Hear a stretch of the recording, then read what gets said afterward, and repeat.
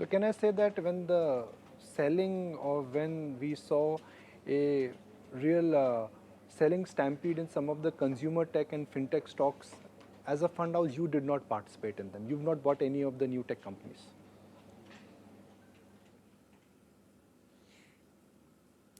So, Nikunj, it's very easy to get swayed by price movement and say that this stock has fallen 50%, let us buy it, and this stock has fallen 75%, let us buy it.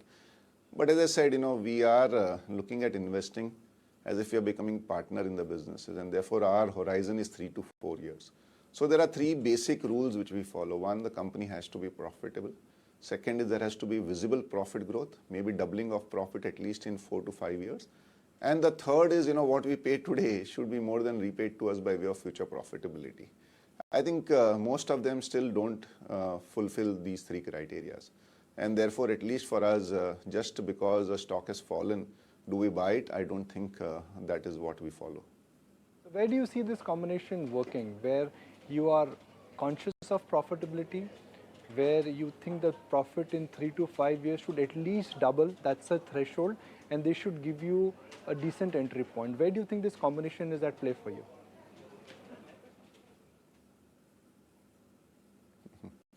I think that's an ongoing exercise on a daily basis. Our battery of research analysts keep on digging it and meeting companies. But Nikunj, what has happened is obviously there are companies who did very well, and then last 1 year there has been suppression in terms of earnings because of huge movement in commodity and input prices. But a lot of them have cleaned up their balance sheets quite substantially, and they have emerged very strong. So I think the next leg of winners would be companies who have used this bounty of profits which they have made over the last 2-3 years to make their balance sheets very light in terms of debt. So there are quite a few. I think metals look pretty decent, and particularly after the recent short-term correction, I think China opening up is for real, and there should be some demand coming in from metals. Chemicals was a very hyped sector, particularly specialty chemicals. I would still say that a lot of these companies are still pricey, but some of the non so-called specialty chemical companies are coming back on to good levels.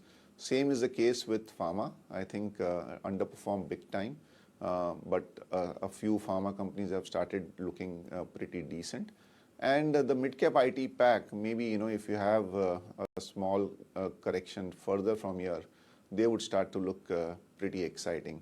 Also, some of these building material companies have suffered because of massive input cost increases, and stock prices to that extent have corrected. I think that's a long-term trend, with more and more housing in India. Some of these building material companies also look pretty exciting. Sunil, let me draw your attention to slowdown. Consumer companies are complaining there is a slowdown. IT companies are already starting the, feeling the heat. Layoffs have started in the startup world. Most of the middle of the pyramid or bottom of the pyramid categories are contracting. Do you think this is temporary in nature?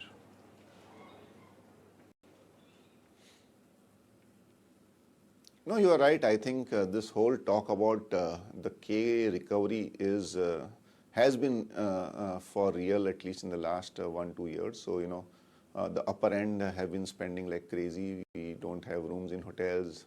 The ARRs have moved up, flights are full, and so on and so forth. And as you rightly said, on the lower end, there has been a demand compression. But I think that should change for a couple of reasons. One is now we have a normal economy.